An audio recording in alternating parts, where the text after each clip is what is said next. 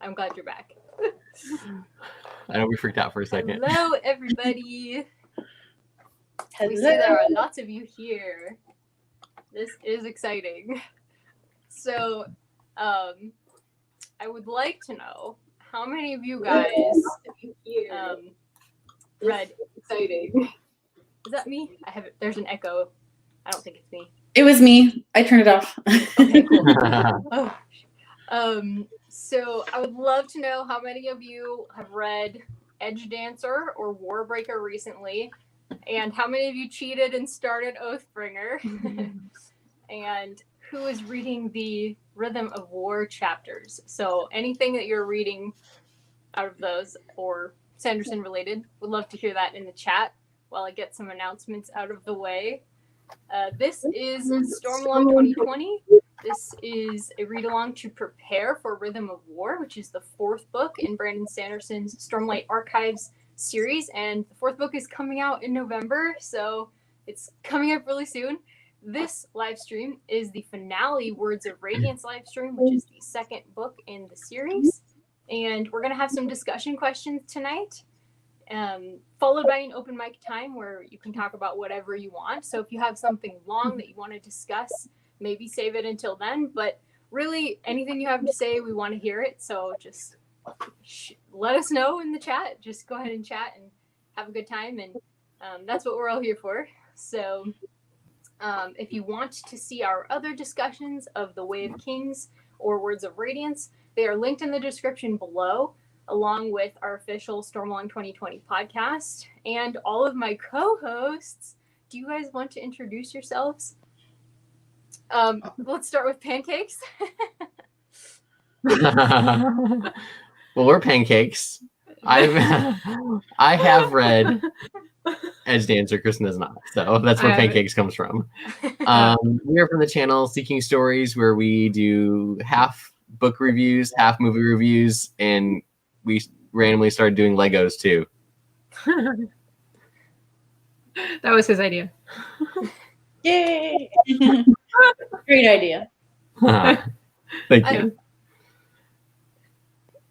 Go ahead, Victoria. You want to go next? Sure. I'm Victoria. My channel is A Musical Bookworm, and I'm just happy to be here. We're happy you're here. Oh, and I should say, I forgot. Pancakes. Kristen and Ryan have put out some wonderful Stormalong content videos, and Ryan's playlist is linked down below in the description. And yeah, definitely go check out their videos. They've talked about turning the books into movies, so it's very interesting stuff.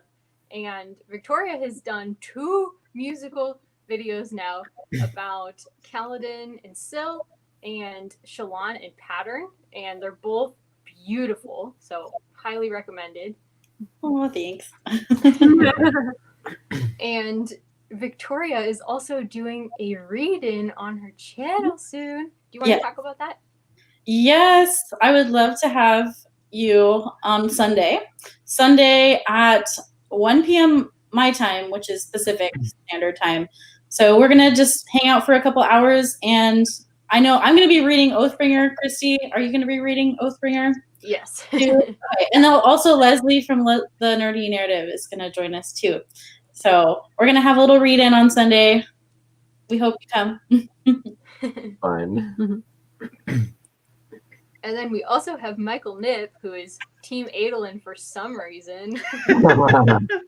Everybody, I'm Michael Nip from the channel Michael Nip, and I feel like I should be better about introducing myself and things like this by now, but I'm not.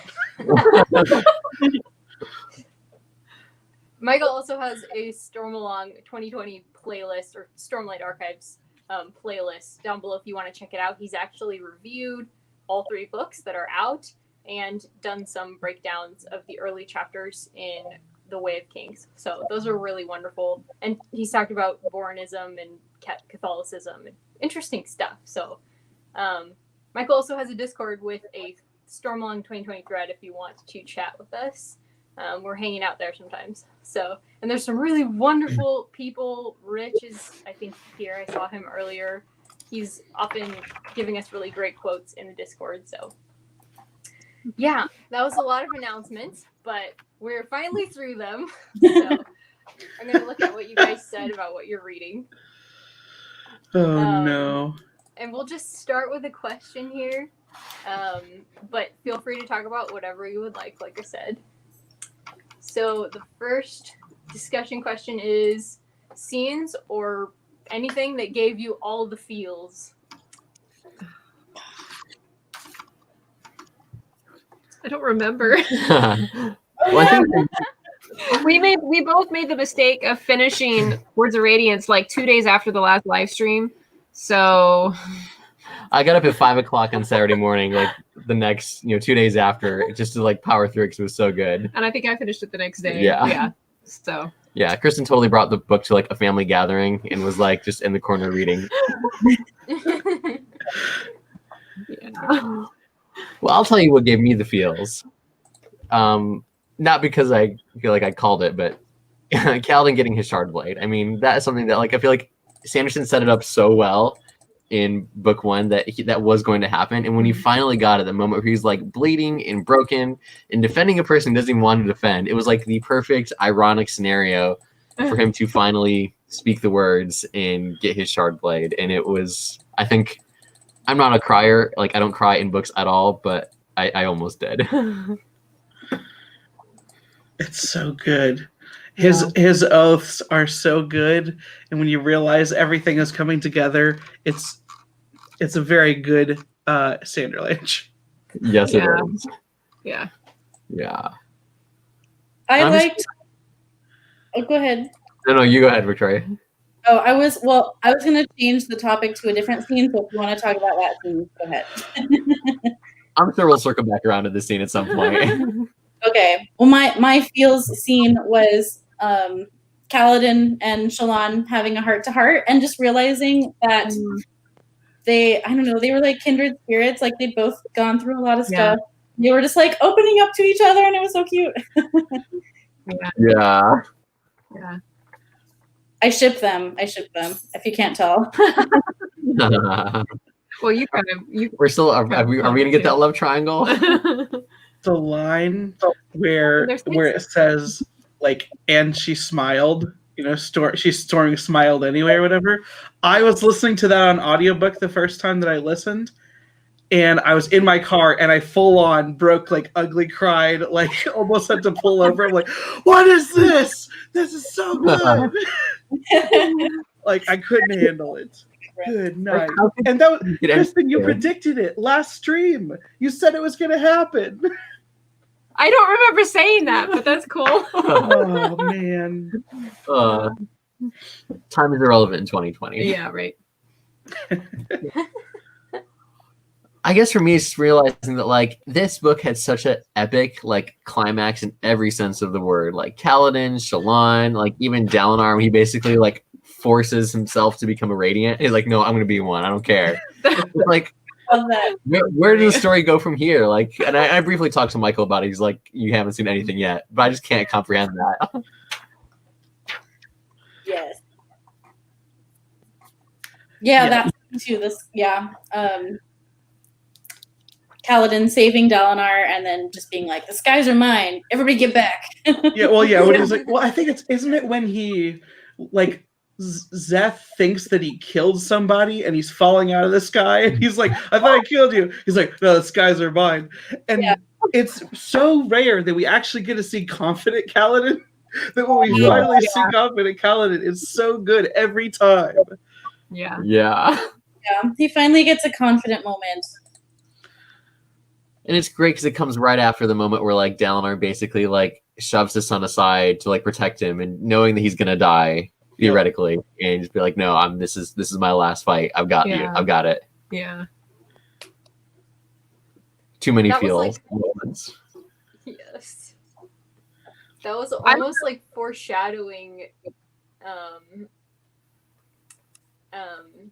Dalinar's radiant hood, which came up very soon after that. But when he was like floating down out of the sky, I was like, is he suddenly a radiant now? Yeah.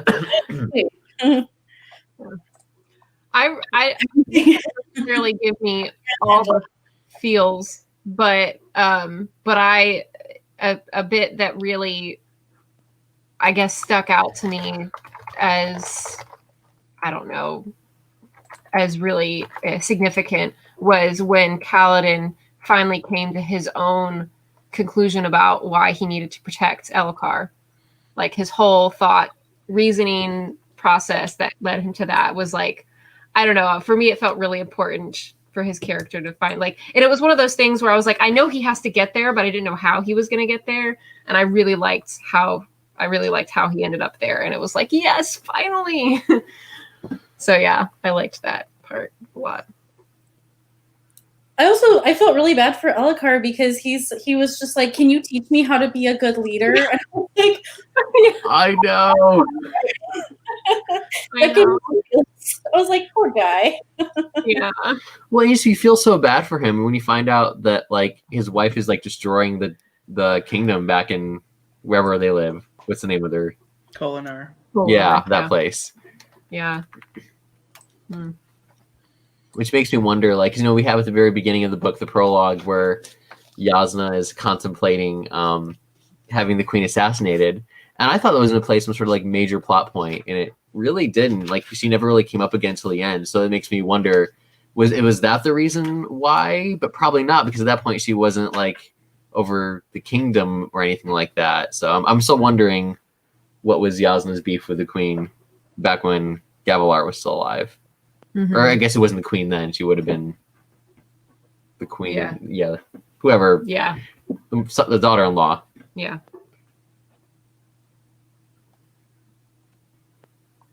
That's a great quote, Leslie. Elhokar was Dalinar's Tien. Mm-hmm.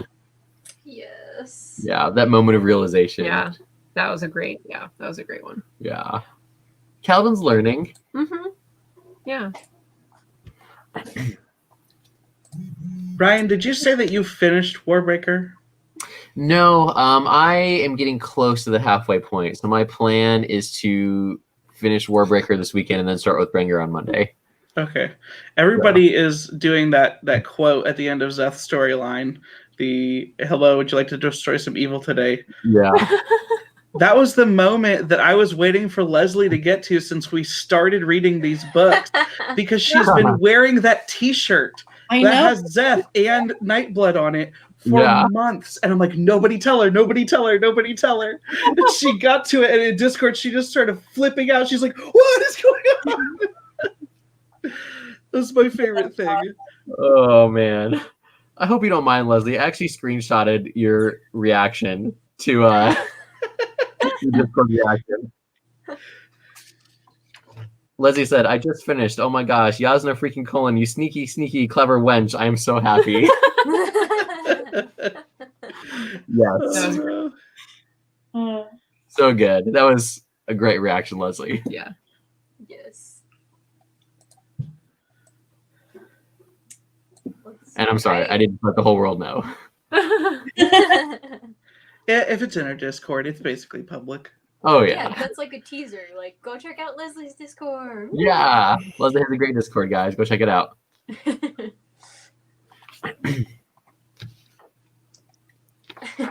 don't need the world to know. That was beautiful. Oh my gosh. So while we're talking about Warbreaker real quick, because I know there is overlap between Warbreaker and Oathbringer. Like, if hypothetically, if one were to start Oathbringer before finishing Warbreaker, like how far into Oathbringer, like, do these, I guess, overlap, spoilers, things happen?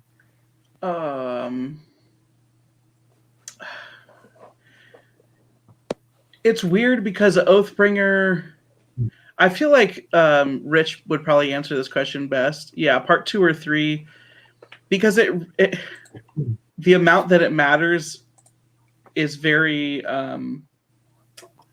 it's very minor, I think. But also, if you really, really care, it kind of matters. But I know so many people that didn't read it, and I don't think they missed that much. It just depends on how much you care about Lift. Yeah. And I feel like I'm at the point where I finally care. Like, I want to read them like in the right order.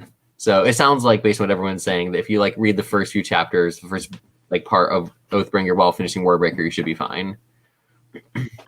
I'm gonna have to go back and do it in the right order when I reread it, because I'm not gonna get to it now, but I do want to do it in that order.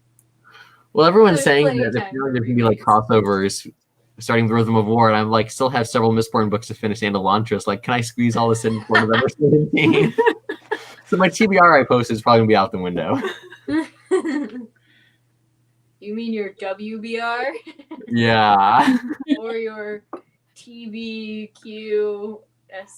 I had to memorize at one point. I had to memorize it to actually do that thing. I know, you had to see it a couple of times in your video. Yeah. Literally walked around the house for like 20 minutes, just like saying it over and over again.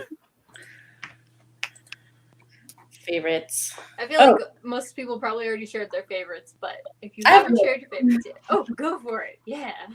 Did anybody else love the moment when the two bridgemen saved Adeline from the cliff, and then what they say afterwards? They're like, what do they say? Lifting fat light eyes is easy. You should try a bridge sometime.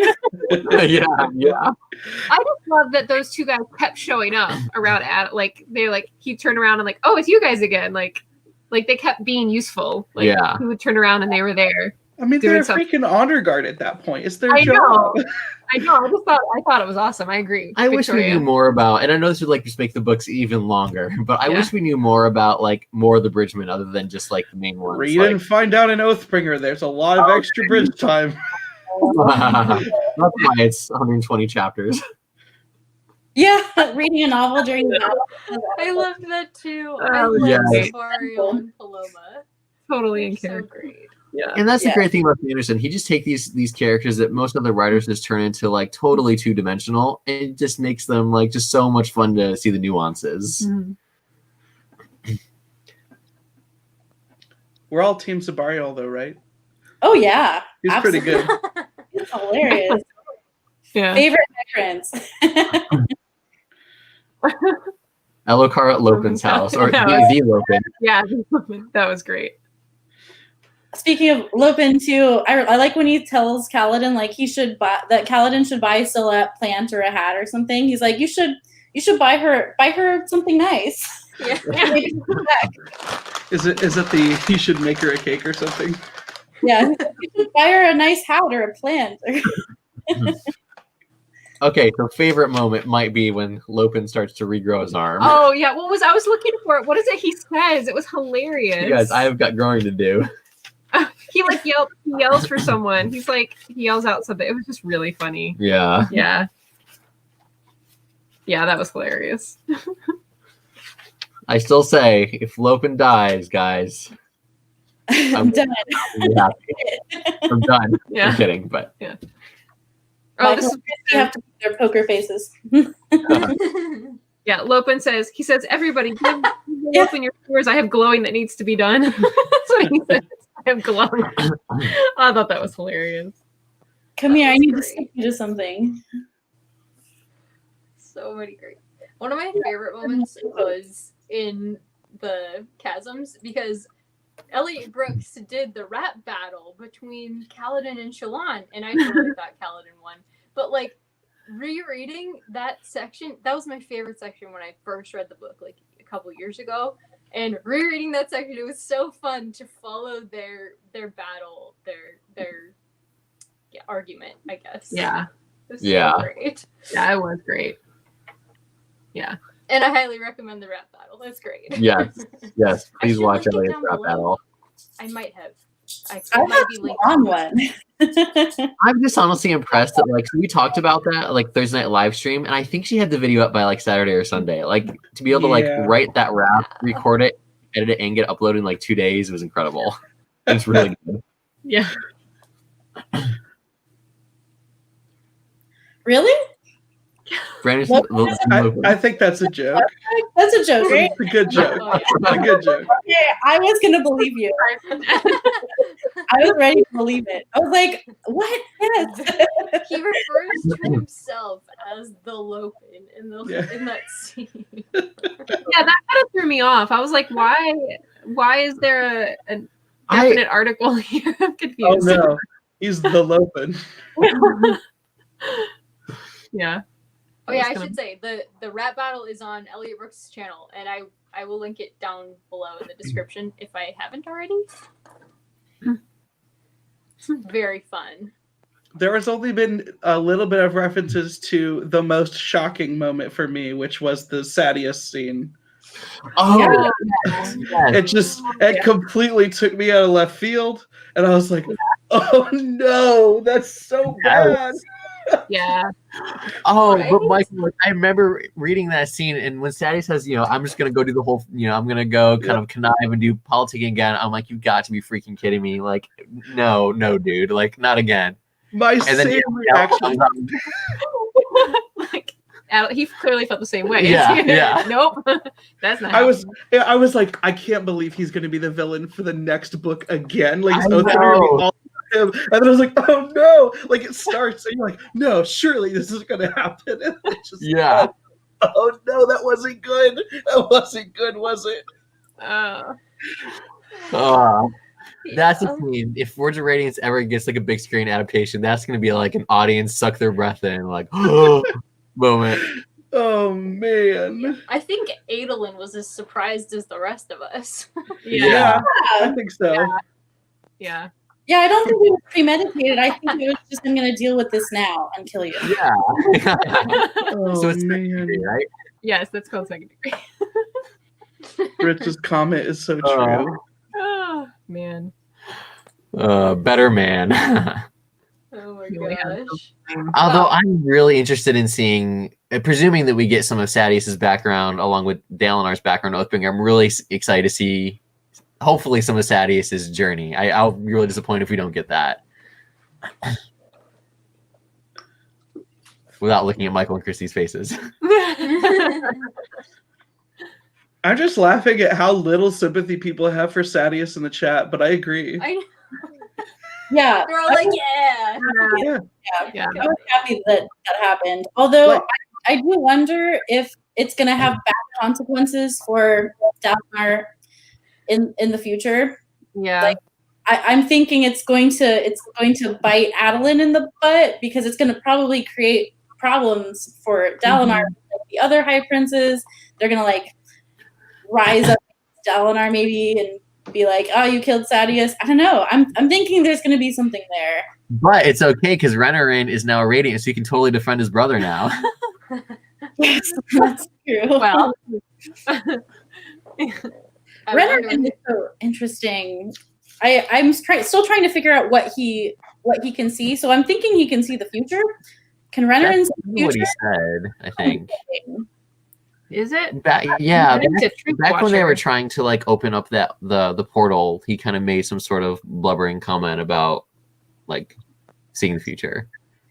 Yeah, I'm not sure what Renarin can see yet, but I'm excited to learn more about him. I really want Renarin to like come into his own as a Radiant. Yeah. Wasn't he the one scratching the countdown? Is that what we found out? No, I think that's Rich's comment. Which one? Renarin the Doom counter. Yeah. Yeah. Oh, it was Renarin. Oh. Yeah. Oh. Right. I was moving too fast at that point. If Sadius dies in an abandoned hallway, does anyone care? But Nate Recent Series has a really good point. Sadius's wife is still around if he has assassins. Oh, that is man. true. Although clearly something didn't work. Something, because they had one of the last conversations you read with them was that something didn't go right. Wasn't that them? I don't know. Like someone, like your person failed, or it's like a completely mysterious. Next time illusion. I'm gonna be good and read the book like a little bit every day, so that I'm like all caught up in my brain when we do the next live stream. Yeah. He's a Truth Watcher. Yeah. Do we have any truth watchers in the chat? Yeah, tell us if you've taken the the Radiance quiz. Yeah. I tell want us to in take it the chat. again because I didn't realize I took it on my phone. I didn't realize that it gave you the percentages of like your second and third. Like I didn't see. I guess I just didn't see it. So I want to take it again because I have no idea what like my second and third are. So I haven't taken it yet. Were we all edge dancers? Mostly, yeah. Yeah. So I was equally Edge Dancer and Windrunner when I took it, which that was Nice. weird. It was exactly the same percentage. Yeah, but that's the thing. I don't know what my other percentages are, so I don't know if I have like another that's like really close. Mm-hmm. I haven't done it yet. I want to do it. I want to do it again just to see. I got all warm and fuzzy when I got Edge Dancer because of the book Edge Dancer, because you get to see more stuff. That is a warm and fuzzy book, kind of.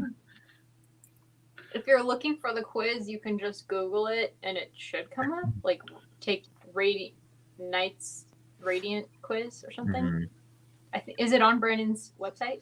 I think a lot of Edge Dancers and Windrunners in the crowd here. Yeah, a couple of Truth Watchers. 2 Truth Watchers. Yeah, and a Will Shaper. I'm not going to spoil it for the people who haven't read Edge Dancer yet, but for those who know, what Lift uses as a fork at the end was probably my favorite Sanderson moment ever. Just leave it there. I don't remember. Oh, then we get the Will Shaper. There's a Will Shaper. Yeah. Nice. Oh, yeah. One of my writing partners was a Will Shaper. I think I've made this joke before, but I feel like similar to if one of your friends says they're a Slytherin, if one of your friends says that they're a stone caller, is that what they're called? Dustbringer? Dustbringer, that's what it is. Then they're probably a monster in real life. What is that one again? Have we met any dust? No, they're referenced. I think the only time you see the word Dustbringer so far that I remember, other than maybe like the pre-chapter text, is they reference one in the like freaking prelude. Oh, yeah. Okay. This would be such a fun video. I would totally watch that. Pretty sure that's what Victoria already did. Yeah, Victoria did an awesome one. Elliot said she was going to do a video of her and her husband taking the quiz. Yeah. Nice. So I love seeing Julio take it. It was the best thing ever. That was fun. Yeah. Julio. So silly. I just loved how nonchalant he was about like, nope, I don't know what any of this stuff is. Yeah, someday I'll get him to read up. You've got him reading Mistborn, so you're starting. Well, he finished in prison, right? He hasn't made any more progress in the second book because he's been busy, but hopefully once we get through those. I think the main reason to read Edge Dancer at this point is if you're following along in any Storm Along discussion, everyone is constantly using pancake emojis at this point, and it doesn't make sense unless you've read Edge Dancer. I remember the first time Rich started throwing up pancake emojis and like, what is going on? Yeah, I remember why we were talking about pancakes. I think Rich started this trend. Yeah. He also started the boot one. Yes. Boots on everything. Yeah. What did we say in our conversation earlier this week? Boot tube? Yeah. I don't even know what an else color is. I haven't looked it up yet. It says they are. So I'm on the website. An else collar is about reaching their own potential. It's about progress, like personal progress. So improving yourself. Okay. Yeah. So scholar makes sense. Yeah, Speaking of Jasnah, that was an epic epilogue. I know. Yes. I was so surprised and happy to see her. I was like, yes. And so she's been hanging out in Shadesmar. Yeah. She's just been like doing her thing, talking to her. Yes. I think that's what we got in the last chapter, right? She's been in Shadesmar and doing things there. I think. I assumed. Yeah. You're all looking at me with blank faces, so maybe I'm wrong. No, I'm just trying to make a joke about Shadesmar and Boba Tea, but it's not coming to me.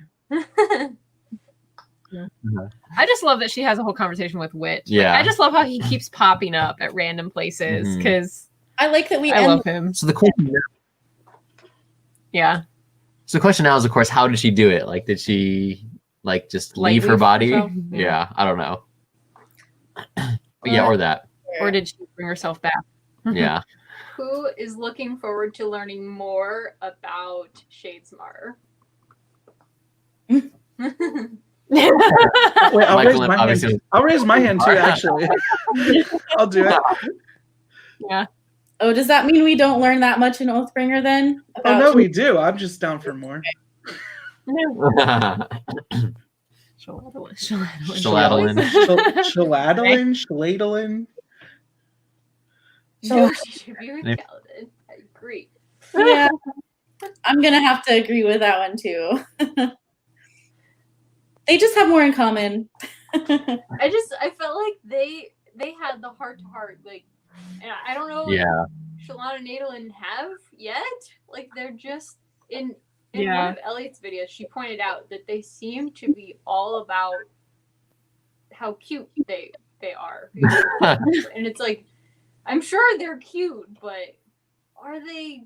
Do they? They're match, I guess. They seem to really just be focusing on the whole like courting each other aspect, as opposed to like, let's sit down and like have a real conversation. It's just more about kind of the more, well, as proper as you can get with Shallan. That's true, but they have the poop moment. Yeah, the poop moment is greater. The poop moment is greater than the Casa moment. It's the most romantic moment in all of Stormlight. Poop and pancakes. Yeah. But guys, we're assuming that Shallan is going to pick one of the two. She could pick Lopin or Renarin. Someone's rooting for Renarin. I saw that. Yeah, exactly. Well, that would be a plot twist. I love Adolin. He is a little dense. That's the whole part. That's the whole thing. That's part of his charm. That's why you love him so much. Yeah. Adolin is all of us. We could all commit murder at the drop of a hat. Well, actually, now Adolin and Shallan now have a little bit more in common. That's true. Oh, yeah. It was referenced real quick, but we haven't talked about it that much. That Shallan backstory is freaking dark. It is. It is super dark. Like, you I know it's dark, but then it just goes all the way. Mm-hmm. I knew that there was something suspicious about her mom, but I didn't expect that the mom had tried to kill Shallan. I didn't expect that at all. But I knew there was something not right there, and like what happened truly. And just the fact that her father has actually been defending her, and that's like part of the role. Made him crazy. And then she still kills him. I was like, wow. I mean, I know. She kind of had to, but yes, he did go crazy trying to protect her. Mm-hmm. It's so creepy. Way of and talk about brilliant writing on Sanderson's part. Like he tells us, we know from the beginning, the beginning of this book, that Shallan kills her father almost to like hide the fact that she kills her mother. But the clues, there is a clue. The clues are there. The clues are there too, but he gives us still misdirection because kill both parents. No, that can't happen. Yeah, because I remember the first time I ever read that flashback of Shallan's where she's like of the actual event where her mother dies, and I remember reading something and I was like, this doesn't make sense, because I know the implication after that was that her father did it, but I was like, that doesn't make sense with something that the way it was written. And I was like, Kristen, you actually predicted that in the live stream. You said, I'm pretty sure she might have killed her mother too. Do you remember saying that? Who? Kristen? Did I? Kristen might not have heard what I said. Yeah, you definitely did. It was in one of the live streams. Yeah, okay. Yeah. Okay, yeah. Apparently you made a bunch of predictions that were right that you totally forgot about. Well, that one I feel like I remember saying. I think if Kristen was a Radiant. Oh. I've never heard the term himbos, but I love it.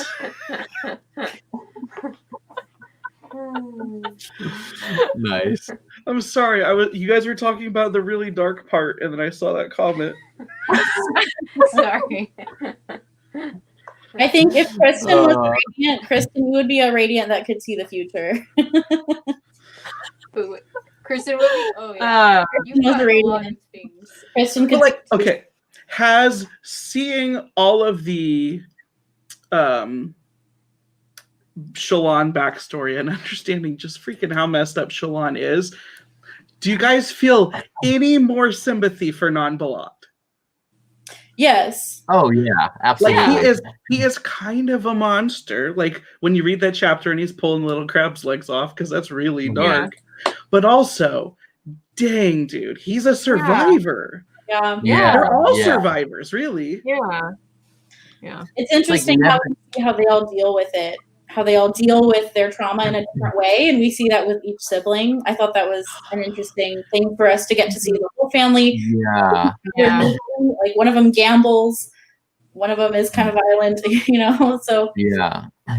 listen, Stevenson does not write any two-dimensional characters. Like some of them might not be as fleshed out as we want, but there's always more going on underneath the surface. I'm reading Mistborn. I might argue differently, but we'll Okay. leave that for another time. Yes, I agree with you for Mistborn. Way of Kings, Stormlight Archive, that's not the case, I feel like. Okay, hold on. Is Wickham and Jushu her other brothers? I think so. Yeah. Okay. So For some in reason, the those sounded audiobook- familiar. Yes. In the audiobook, Wickham is pronounced Wakim, and I kept thinking it was Joaquin.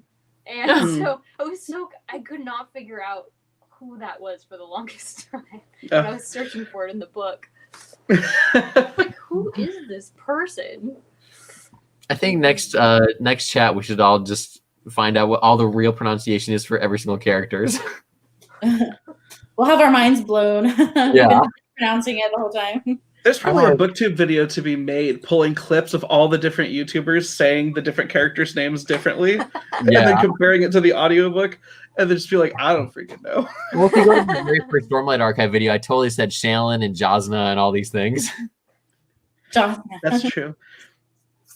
Shallan used the shard blade on her mom. Yes. Yeah. I don't know what is Shallan's radiant type? I can't remember what it's called. Lightweaver.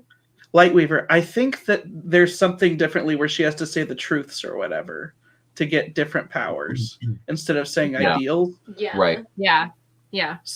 So, yeah. So Pattern becomes a shard blade, correct?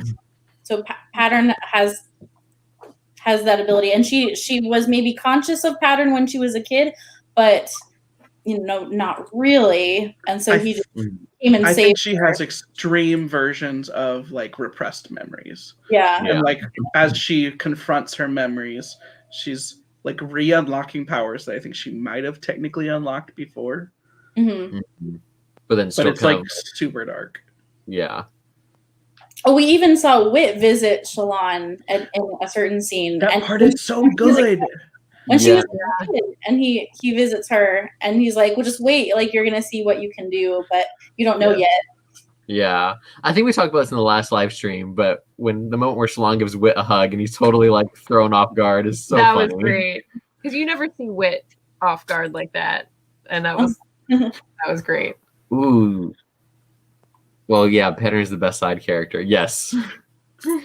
Elliot just said, do you guys think that the, quote, real Shallan is actually not the real Shallan, but the first person she light weaved? Oh, man. Interesting. Well, because that guy, the guy from the Ghost Bloods, I'm not even going to try pronouncing his name, but he, when he finds her and he's like, oh, hey, Vale, and she's like, well, that's not my real name. He's like, oh, yeah, sure. That was an odd interaction. It was, because you could just take it at face value and he just doesn't believe her, or he could know something we don't, or she doesn't. Or she doesn't. Yeah. I think that's accurate, Rich. Yeah, I mean, I agree with Rich's assessment there. I think that trying to, if there were a trained professional that were trying to assess Shallan, it might be like a Joker scenario where that trained professional is dragged into the situation and goes crazy as well. Nice. That went dark too. Oops.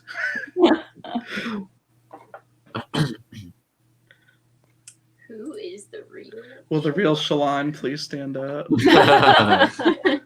Is there a real Shallan?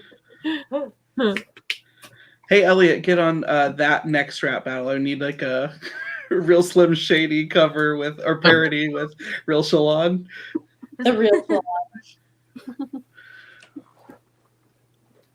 So if anybody has some unpopular opinions, I would love to hear it. Them. But no pressure. This was a hard one. I've been trying to think of some unpopular opinions. I don't know what the popular opinions are. Is liking Adolin an unpopular opinion? I think so. Not for me, but I'm not saying it from jump, but I'm I actually like Adeline. I like parts of his character a lot, and I think the more I've gotten to know him, the more I like him. Like his whole battle with Esh and I was just like, Adeline is the coolest. Like he's just really good at certain things, and he comes in and like saves the day a lot. yeah. But like, yeah, he's totally dense, but that's part of his charm. So I'm not an Adeline hater. I like Adeline. Well, the fact that he's like one of the only people who right off the bat believes Kaladin about Amaram. He's like, oh yeah, I've always known there was something off about that guy. Yeah, that was a and like big redeeming and shut moment. himself up in prison too. It was like fancy. And his solidarity. that moment is so good when he shuts himself up in the prison. It's the bromance moment I need. Oh, Elliot doesn't like Lift. Oh no! How do we all feel about Lift? Because I didn't like Lift when I read this book. Oh, I freaking love Lift. I like Lift. I like her, but it doesn't. Amanda loved Lift. She loved her, and I was surprised by that. But Amanda loved Lift. Yeah.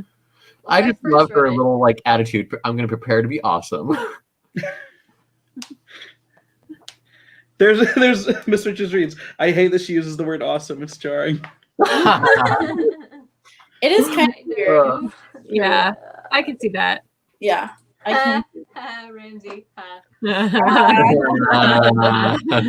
The thing that Lift does is that she does the thing that annoys me generally, which is in a fantasy book where everyone's using like more formal prose. She uses like modern day slang and like weird words, and you're like, oh, huh.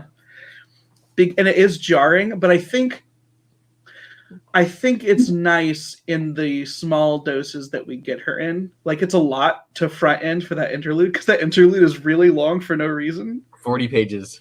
Yes, but I feel like as we see her more, it's like more concentrated doses instead of just dumping it all in random parts. Right.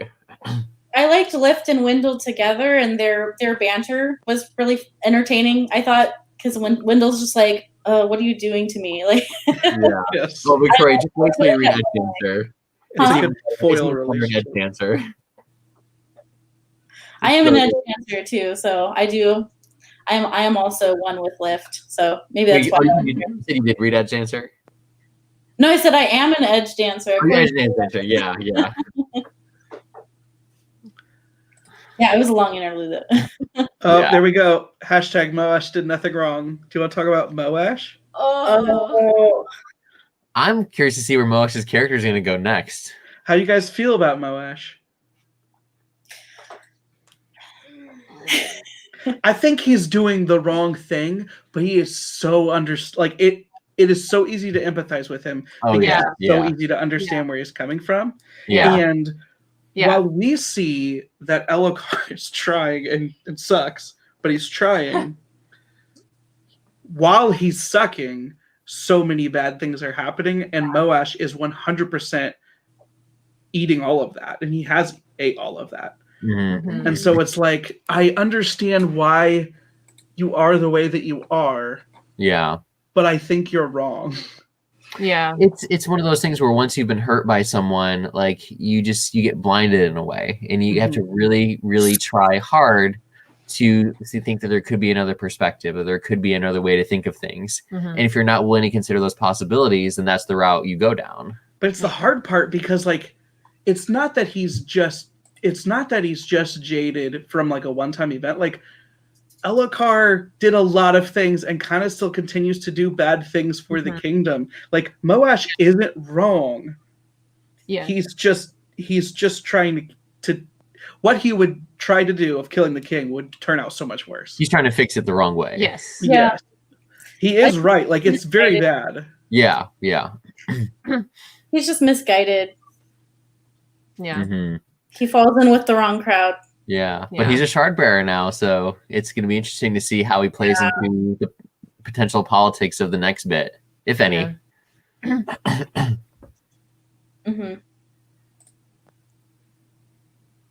That surge binding moment. that is a great moment. That part made me very sad, while I was also happy. Ellicard grew on me. When he had to the do it. characters I didn't like the first time through, like pretty much all of them grew on me. I think just because getting to know somebody better, you understand that they have flaws.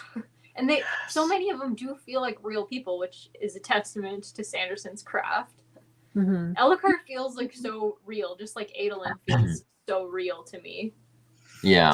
Ellicard to me is an example of someone who has power, but doesn't really has never been trained on how to use it, but just has power. And like we have those people in society everywhere, like people who just get a position of power but don't know how to use it, or don't know how to use it well. Savage bird, man. I shouldn't, maybe not everybody. I will say, while I agree, almost all Sanderson characters are not 2D. Sadeas is just kind of bad. Like, yeah. Even when he's defending his own points, like at the end of the first book, The Way of Kings, you're like, as a hold up, dude, you suck. Yeah. I really hope there's more Sadeas in Warbreaker. Just I want to know, like, why the hatred? Yeah, I don't know.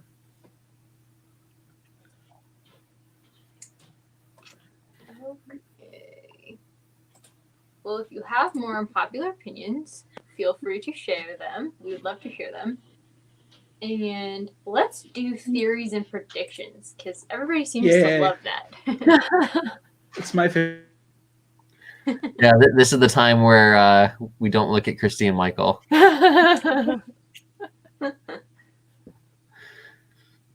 Well, my theory is that, okay, so context first. Going back to book 1, right at the end, Ellicard mentions seeing the strange, like, I think someone thinks like symbol head symbols, kind of like Shallan was seeing, or something like that. I don't remember exactly.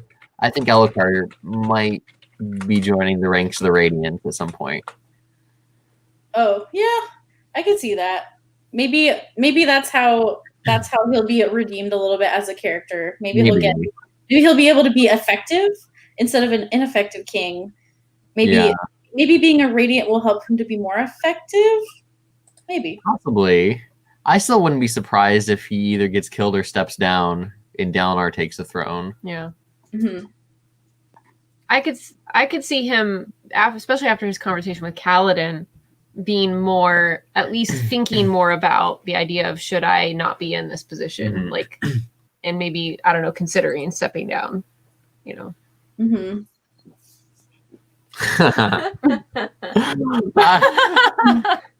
I don't know. I don't got anything this time. I wonder. I feel like for me, like in order to make opinions, I need at least the first few chapters to kind of see where the foreshadowing is going, and then I can start making predictions. Yeah. Dude, I'm telling you, if you guys go back and watch the first live streams, maybe the first 2 live streams for either of these books, and then you listen to your predictions, you're like, I just freaking owned this whole book. But I need the first few chapters. I can't just do it without that. That's funny. Okay, so but in all seriousness, like I remember when I finished Words of Radiance, I messaged our Bridge 4, we call ourselves Bridge 4, our Storm Along group, and I'm like, guys, I feel like the series is coming to an end. Like, I know that things still have to resolve, but like that was such an epic climax that I feel like where is this going? Well, how is there 8 more books, 3 more for this for a cycle? Yeah. So yeah, I think both Bringer predictions, maybe wait till the next time. I do think I wouldn't be surprised, especially with that little tiny tidbit we got with Lopen, if more of the bridgemen didn't start having some, maybe, I don't know, maybe they don't come in actual like official Radiant, but if they start getting some kind of power, use of Stormlight or something. Well, we know that Ellicard he sees things. He sees shadows he's talked about. We have a few parts where he talks about how he sees something. So I'm sure that's going to manifest in some way. Mm-hmm. Okay, I got to read this. It's a long one.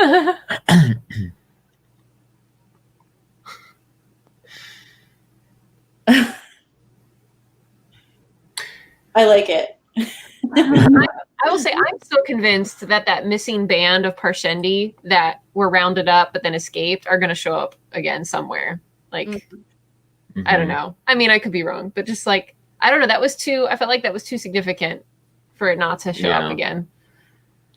For them not to show up somewhere. I don't know. I think the Eshonai is going to be a Radiant. What kind of Radiant? I don't know. Some sort of Radiant.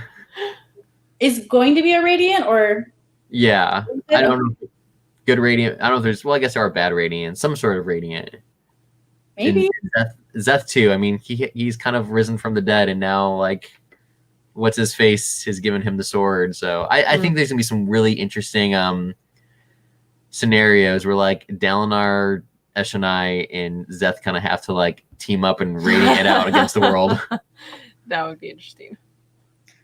I mean, it's what Sanderson loves to do. He takes characters that are complete opposites and makes them work together, or at least makes them, exist together, and not always in a me versus you way. But maybe we don't like each other, but we have to save the world together. Yeah, that seems like a Sanderson thing to do. Definitely. Yeah, I'm pretty sure at least one of the books. I don't know if it's four. Jasnah and Finale. I've heard of them before. Okay. So we'll find out more about them soon. I'm wondering how Taravangian is going to come into the lives of Dalinar and Kaladin, because right now they don't know about him really at all.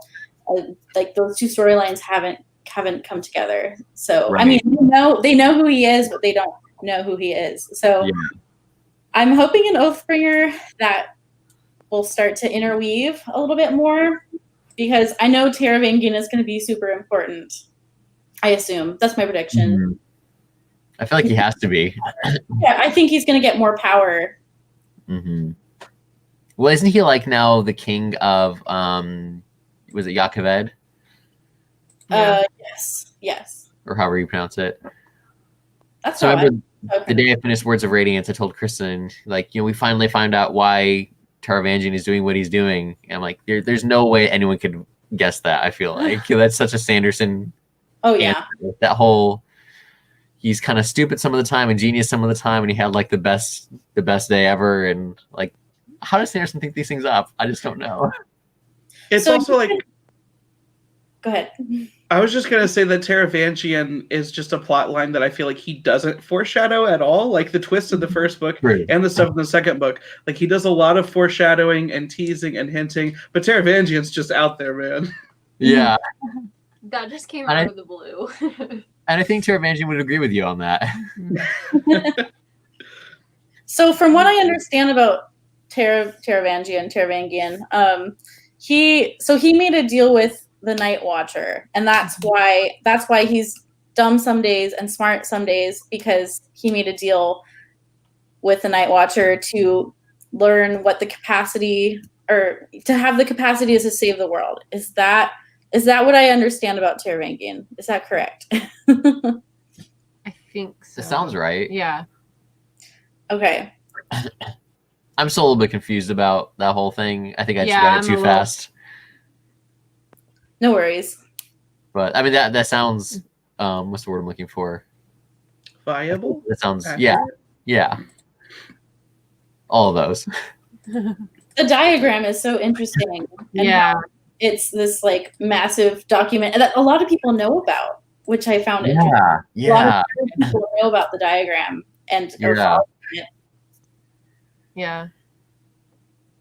And what I found interesting was when you find out that Graves, the guy with Moash who comes to kill the king, is like somehow part of that whole circle, because he mentions the diagram when he's running away, and he's like, we interpreted it wrong or something, and it kind of makes you realize it's like, just, even if they have the answers to everything, doesn't mean they're still like doing it right. Because even they had, even if there's something that's true in this book or whatever, that apparently they've used it the wrong way. Because, he's like, we misunderstood. I forget exactly what he says, but we misunderstood it. We misinterpreted it, and they made a mistake. So, it kind of it's kind of made me like a little bit wary of that whole thing where it's like they're relying so heavily on this book. It's like, but do you even know how to use it properly? Like, I don't. Yeah. Yeah, he's such an interesting character. Yeah. He's a villain in the making. Yeah. I'm a villain, but I'm interested to see how he rises as a villain. I feel like he's going to be a very main villain in the story. Mm-hmm. Yeah. Or just playing devil's advocate, he could be like Sadius and like die at the beginning of Oathbringer. I mean, then I would be proven wrong. No, you're probably right, Victoria. He's probably gonna last for a while. Wouldn't want to play poker with these. Yeah, I know. I can't get any information out of them. I'm trying. Yeah. I don't actually have a poker face when it comes to poker. Yeah. But you have to split and read the chat. It helps you not focus too much on smiling or laughing. Exactly. Yeah. My prediction is that Michael and Christy just mute us whenever we're talking. Yeah, they have no idea what we're talking about. Yeah. There was a really good quote. Abraham H. said, "The diagram is made up of calculations, but it doesn't factor in crazy variables like search bindings." Mm. I like that. That's an interesting theory. We can keep talking about theories and predictions, but that last rich quote from Taravangian is it's choice. The question. Oh crap! I missed it. No, the one that says he drafted a law requiring all people of less than average intellect to be required to commit suicide for the good of the city. It seemed reasonable. It's like, yeah, dude. Oh dang. Yeah. So Taravangian just has no heart for anyone. It's just all up here. Everything he wants to do is very intelligent, intellectual, to preserve everything, to save mankind, but he has no compassion at all. He doesn't have any feelings for anyone, it seems. Mm-hmm. Yeah, it's gonna be a weird character to like get into someone's head and write. Like, I know he doesn't have a lot of scenes, but still, I mean, like, Sanderson had to figure out how that character thinks and acts and all that.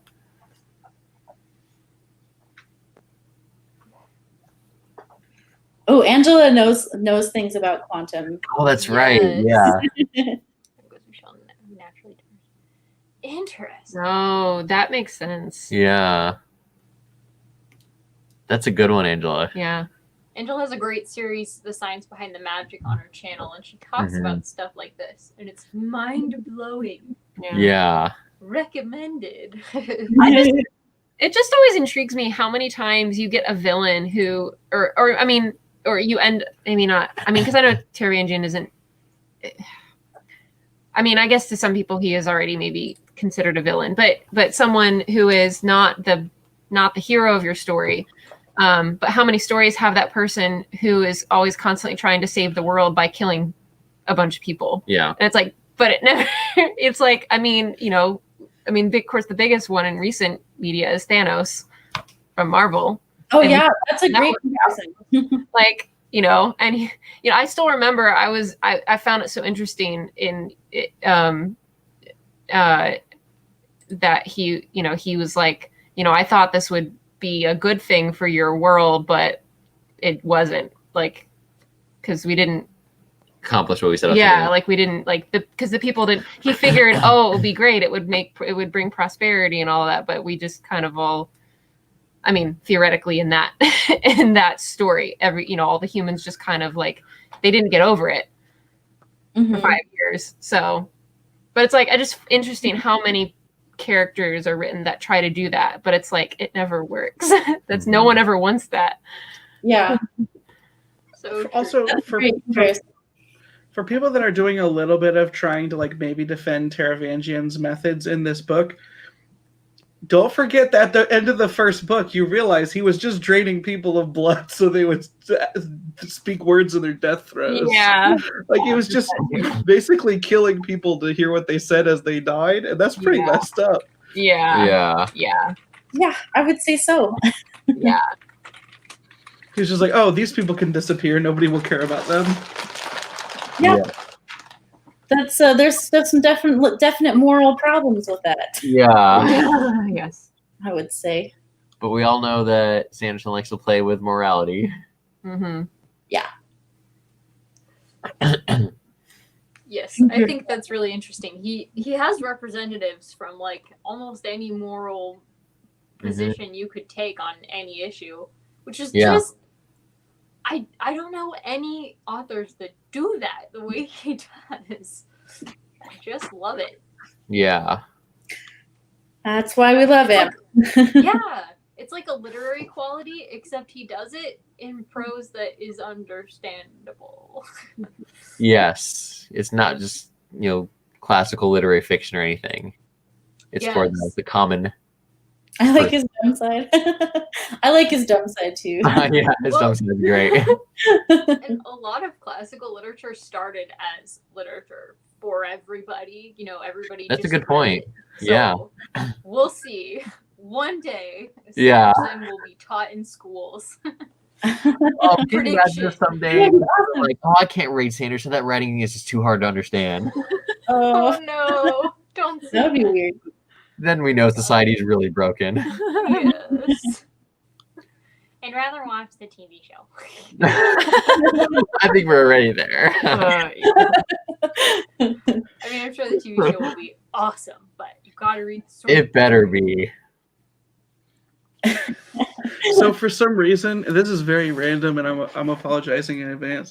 But when you had that comment that said future form, I'm just imagining the Parshendi as like the Black Eyed Peas or like Daft Punk making music. Like, and I don't know why that came to my head, but I can't get rid of it, so I had to say it out loud. Good. I think you should make a video on that, Michael. Oh man. Yeah, I said death throes. Death rattles was what I was looking for. But yeah, the words they speak as they die. Yeah. Oh, I was wondering where that was coming from. I was like, why is everybody saying that? I said death throes in my confusion. Okay. I know, right? Oh wait, it didn't work. Sorry. Okay. Yes. Okay. Elliot just also did another video. You're telling I've been watching a lot for videos lately. But they're wonderful. She was talking about how people say that young adult literature is like so simple compared to other kinds, like in other parts of fantasy, let's say, like adult. And like I thought that was really interesting because usually fantasy, it does kind of fall in the tradition, just like Tolkien. Tolkien did the same thing, where it's like you're trying to, like, the world building and everything else is so complex that the prose needs to be really clear so that people can understand the rest of what's going on. And I think that's a deliberate choice, and I think it's a smart one, personally. I like literary science fiction and fantasy as well. That's very beautiful, and you want to follow every word. But I usually don't know what's going on. Half the time, I don't know what's going on. So, like with Gene Wolfe, I don't really know what's going on there. But it's beautiful. I love it. But with Sanderson, I know I still don't really know what's going on, actually. So I guess I shouldn't say that. But I feel like I understand it slightly better.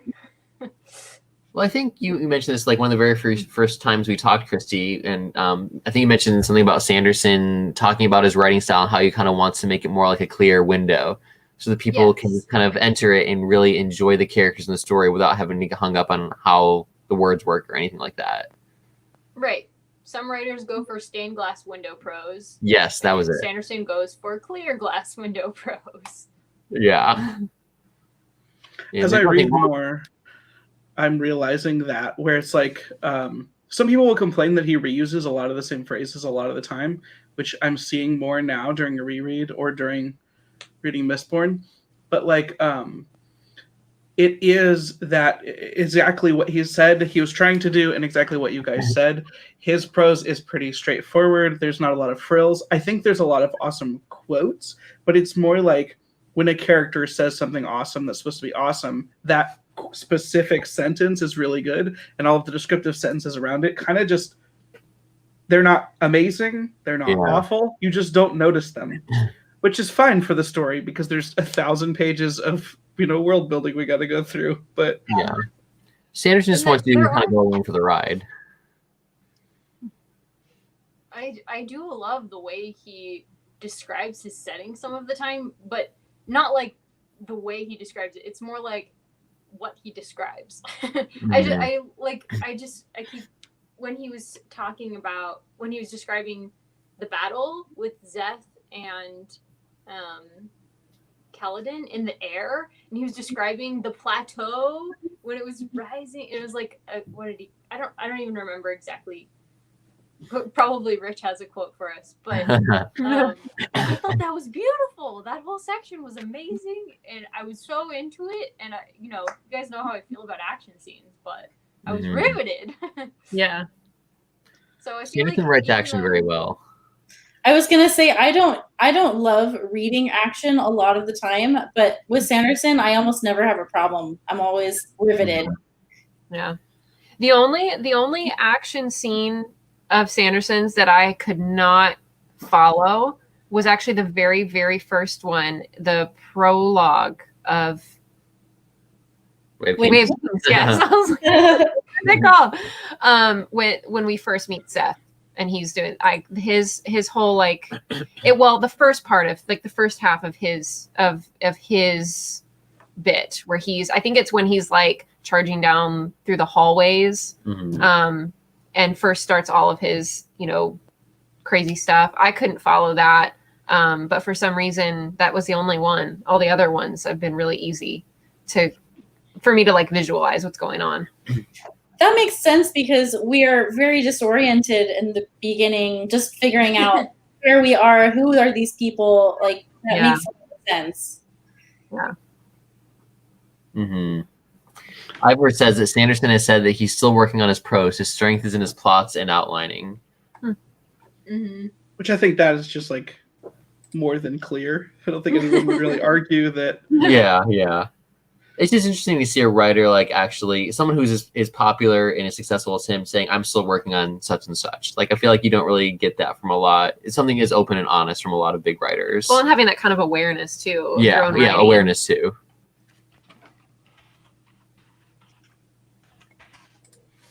It made it. She just finished. Oh, woo! I love that name, Bedtime Bookworm. Yeah. That's totally me. Wasn't it so good? Well, we're glad you're here. Yeah, thanks for hanging out. Also, the Rich quote above, I guess maybe two above that, where he says the Zeth Sons of Villano. Oh crap! It's scrolled. Oh yeah, I just saw that too. Truthless of Shinovar sat atop the highest tower in the world and contemplated the end of all things, which complements the first line that he gets, which is the wore white on the day he was to kill a king. Yeah. Oh. Every time I hear the phrase "the end of all things," I just think of Lord of the Rings. Sanderson has some beautiful moments, but I feel like he saves them for punches instead of uses them fluently. Because it takes a lot of time to craft a sentence like that, and he's trying to write so much. I feel like he has so many ideas that he's trying to get down all the time that he's he does multiple drafts of his book, but I feel like if he was gonna try and buckle down and write beautiful prose on top of that, he would probably still publish at a regular rate, but he wants to publish at a superhuman rate, so it just wouldn't work for him. He'd only be able to put out one book a year, or maybe one book every 2 years instead of one. He's the only author in the world that we should say maybe he should write just a little bit slower. Yeah, maybe you should take a vacation. But what do we figure? He'll be done with the Stormlight Archive when he's 70 something. He can't take a break. No break. Keep writing. Guys, you know that we're going to be in our 40s or 50s by the time we get to book 10. I thought about it. Yes. I think I'm gonna be like 52 or something. Yeah. It's got to be 50s. There's no way it's 40s for me. I don't think. Yeah, it's gonna be 50s for me for sure. Oh, So we'll man. scroll back here in 2040. Is that right? I think I don't want to think about that. I think we figured that it would be 18 years before book 10 comes out. Okay, so 2038. Something like that. Yeah, Jade mentioned the Shallan and Kaladin scene in Yes. High Storm. That was like my honestly, that might have been my favorite part of the book. Maybe. Yeah. It's hard to tell because there's so many good moments in this one. What does she say then? Because she says so much to him while they're down there, and I can't remember. The What scene that I find the most affecting is where Kaladin's like, you don't know what it's like to have all these bad things happen to you. Mhm. And then Shallan's like, yeah, I definitely don't know what it's like. And she goes off for all of these horrible things that happen in her life. And he's like, oh, frick, she knows it. And she's smiling. She's smiled anyway. It's like, Yeah. It's so good. It is, yeah. Well, that was a great scene. Especially, I would say, especially when he has that realization, like, oh my gosh, there's someone who may have actually had it worse than me. Because he's like, he thinks to himself, like, you know, I went through a bunch of, you know, hard stuff, but at least I had a family who loved me, like parents. And that whole bit I liked. That was a really great scene. Kaladin is so judgmental for a lot of Radiance, and so him just getting to meet Shallan and figure out, like, oh, I don't know everything. I've been acting, I know everything, and I don't. Yeah. Yeah. Well, and how Sanderson puts those epic scenes like that in the right setting, like Kaladin and Shallan having the conversation during a high storm. Like that is the perfect backdrop because it, you know, it symbolizes or reflects kind of what's going on in their own relationship and in their own lives. It's not just, you know, they're not at a Roshar coffee shop. They're experiencing like death outside. Right? Hey, and Adolin and Shallan had to run inside from the storm. Yeah. Oh. Symbolism. Maybe. I like it. Can you guys imagine when we're like 50 years old being on BookTube and talking about Stormlight? And there's all these kids who are like, Stormlight back in my day, it was like this. And we're going to be like these old gatekeeper people. Like, you don't understand what Kaladin went through. You don't remember. You just blazed through it. You don't have to wait every 3 years for a new book. Oh, man. YouTube was a thing in the early 90s. This is how Wheel of Time would have been. Oh, my goodness. True. Oh my word! Speaking of Shallan and Kaladin down in the chasms, I thought it was hilarious how each of them thought that they must have done something to keep the other one alive in the fall. They're I must have done something because they don't know. They're keeping the whole thing secret about what they can do. So they're just like, I must have done something. And the other one's thinking this. I just thought that was hilarious. Yeah, very consistent with their character. I feel like they both kind of think they know everything, know what's going on. I loved it. Yeah. Sorry, Rich. God bless the fancy. But he's not a gatekeeper. He's not a gatekeeper. He's not sitting there yelling at people to get off their lawn. I will be when I'm 50. I'm like, you don't freaking know crap about Stormlight. Michael, you have 1 million subscribers then, so it won't even matter. Right. I've been there since 1/5 of the way through the beginning. Oh man. Will BookTube even be a thing then? I hope so. Can you imagine like a Skyward being considered like classic YA or something? Oh no. What the heck? You laugh, but I don't want to think about that. No. Gate creeper. Did I say gate creeper at first? Yes. That's awesome. That's hilarious. Yep, apparently. Space BookTube. Oh, Space BookTube is going to be like that scene from Interstellar. We're going to be sending videos from space crying, talking about books to our daughter. Yeah. Oh man, oh man.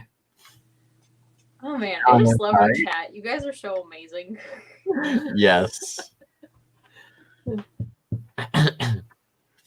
We're gonna do this in 2023 for book 5, right? Oh yeah. because I'm gonna need a reread by then. Christy's face when you said that was like, oh man. No, you know, this is great. I'm loving it.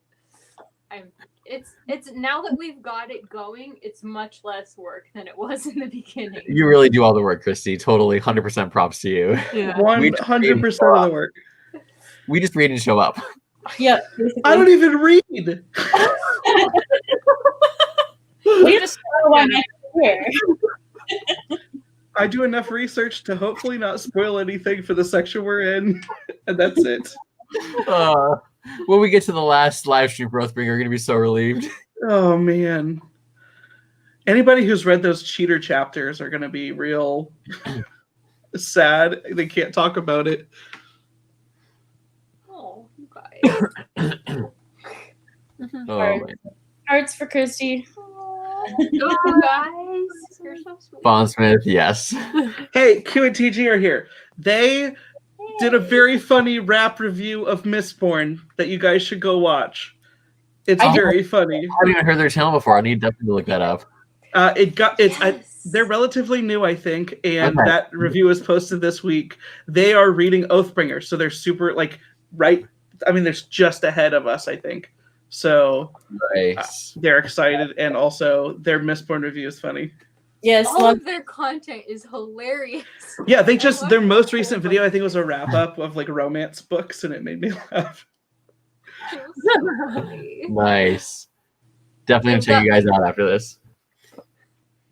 They've got an Una crypto thing going on. Hey, that's a good model to follow. Yeah. Are we doing live stream for Rhythm of War? I don't know. Probably. I think we should do a reunion thing. I don't think we'll be doing it as frequently because I know at least Michael wants to binge it immediately. I'm a jerk. I want to read it as fast as possible. I don't blame you, Michael. Oh, yeah. I would too. I think we said we'd do a 5-hour wrap up though for Rhythm of War, right, Christy? Oh yeah. No, yeah, we're gonna have to maybe we can do some read-ins or something. Yeah. Because everybody's going to want to read it really fast. So we'll need some dedicated reading time. Mm-hmm. But I think our Oathbringer finale is after Rhythm of War comes out, right? Yes. A couple weeks after. Or a week after. Yes. Yeah. Something like that. Yeah. I think Rich we're going live to streams every other day. What did he say? I missed it. Live streams every other live day. streams every other day. That would be very busy. We just have to fit it all into I one. already don't have time to read. I would never have time to read if we were doing live streams every day. Only if we're reading in the live stream. Yeah, right? That could work. Rhythm of War reading vlogs. I don't know how to do reading vlogs. That's the problem. I've tried to do reading vlogs and I hate them and they don't do well because I am not good at it. Yeah, But I filmed. Christy and Victoria both do reading vlogs. Yes, they're they good. do a great job. Michael, I'm with you. I started doing reading vlogs for Words of Radiance and just gave up. I didn't even post it. Other people are very good at them and I am not in that group. I think reading vlogs are really fun. I enjoy doing them. So I might consider a Rhythm of War reading vlog myself. You should do it. Totally, Victoria. Oh my goodness. I'm looking forward to that Way of Kings review. Yes. Yeah. Are they reading Words of Radiance, I think they mentioned something about it in their last video. They said they are probably planning it as a 2021 read. Okay. Should we take the whole week off to read Rhythm of War? I don't know if I could read Rhythm of War if I took the week off. Honestly, though, we take the week off. It's longer than Oathbringer. It's going to be longer word count than Oathbringer, and I could not read Oathbringer in a week if I tried. Oh man. I have Thanksgiving. I could do it over I do have the week of Thanksgiving off, but I don't know if I want to spend the whole week reading. Yeah, I have to not talk to any family the whole What day is Thanksgiving? What?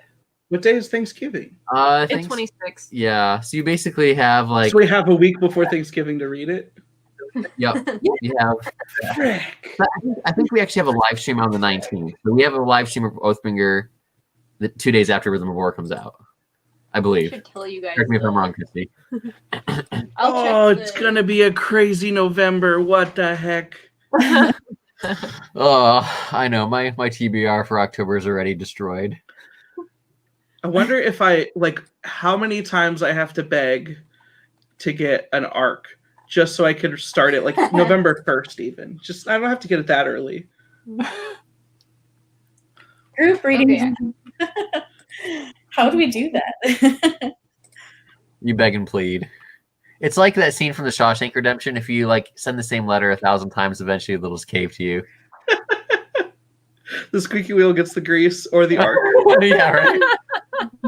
Anyone who works in customer service. Yeah. I need to practice social distancing. That means you go into the kitchen, you get a bunch of turkey and stuffing and mashed potatoes and freaking whatever else is there. You pile it like 3 levels deep, and then you disappear into a cave. And you're ready. Sounds like a great time to me. There aren't actually arcs. That's all I'll say. What does that mean? What? Oh. Really? What? Everyone's like private messaging Elliot now. What's going on with this? Huh. Interesting. What character would I be? So Leslie said, yeah, that one. Wit or Lopin? Oh. Why do you have to ask the hard questions, Leslie? Wit is so good in Stormlight, but as someone that is reading more of the Cosmere now, I realize that he's mostly boring in almost all other instances of the Cosmere that I've read. Like he shows up, he says a thing. It's like sometimes plot relevant, sometimes not. It's mostly just the name of a character, and he happens to meet the main characters. But in Stormlight, he's actually awesome and funny, and almost always like saves some character from a bad thing. It's kind of like Stan Lee and all the other ones. Yes, absolutely. Yeah, I didn't even really think much of him before Stormlight. I had just been told like, oh, he shows up in Mistborn, and I remembered when he was in Mistborn, but he didn't really do much in Mistborn, or he just didn't have a very big role. So yeah, it wasn't until Stormlight that I was like, oh, this character is awesome. I think Sanderson has a soft spot for him too. I mean, I know he's the character that kind of like pulls it all together, but apparently that was like the very first character he ever came up with, like way back in the 90s. He did a quick video on it a couple weeks ago on his channel. It was really good. Yeah. I feel like so the prompt that was just put up about what character would you do you think you would be? I've been thinking about it. What? That's right there. Oh. Oh man. Mary Adolin, Kiss Shallan, kill Kaladin. What? Who wants Okay. to kill Kaladin? I did it. Wow. Wow. Okay. Okay, you know what? Here's what I actually want to do. I want to hug Shallan, I want to hug Kaladin, and I want to bro fist Adolin. Yes, you do. Wow. Okay, so Matt, this is what I want to see in life. I want to see there be a Way of Kings, the whole movie series, and then Michael Nips just to like fanboy over whoever plays Adolin, and like his biggest dream in life is to meet the actor. But yeah, it's gonna be like my obsession with Edward Cullen is gonna be my obsession Yeah. with Adolin. Oh, or Jacob, I guess. It could be either one.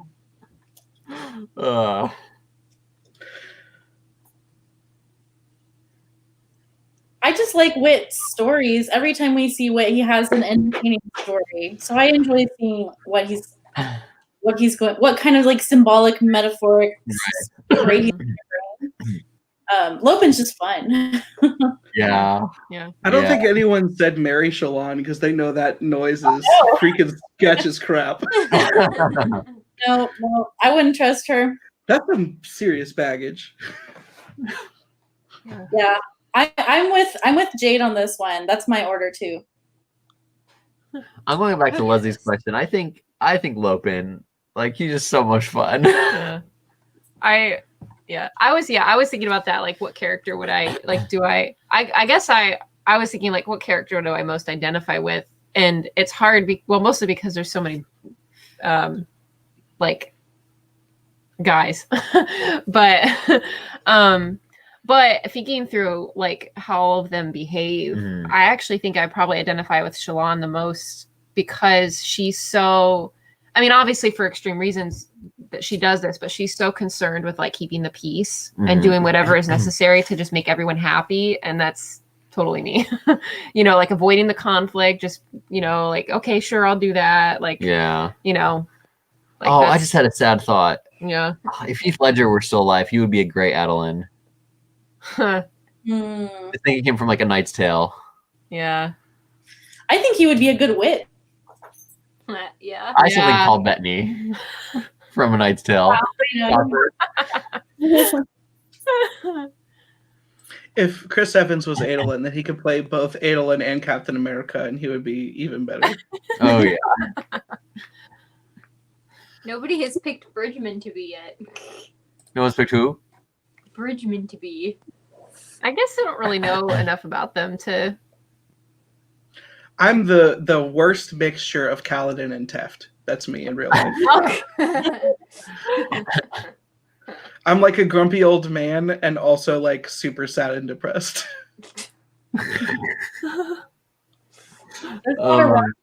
There's a lot of rock love in the comments right now. Yeah. I think I would be a Teft rock combination. Rock. Partially the grumpy old man and partially just because I like to cook and I like food. Yeah. And I like to make people happy with food. Yeah. Yeah, rock is the best. Airsick Lowlander. I'm gonna go around and start calling people that. Airsick. Ooh, somebody picked Sigil. Oh, I always forget about him. Okay, he's the person awesome. that I wish we knew more about, and Yeah. I think part of it is that he's being mysterious because of wit in his training and all that. But yeah. Now that I'm thinking about Sigil, and now that I'm reading, depressed to hate everyone. Now that I'm thinking about Sigil and I'm reading Mistborn, I'm thinking of Sazed and Sigil being very similar characters in a lot of ways. Yeah. Mm-hmm.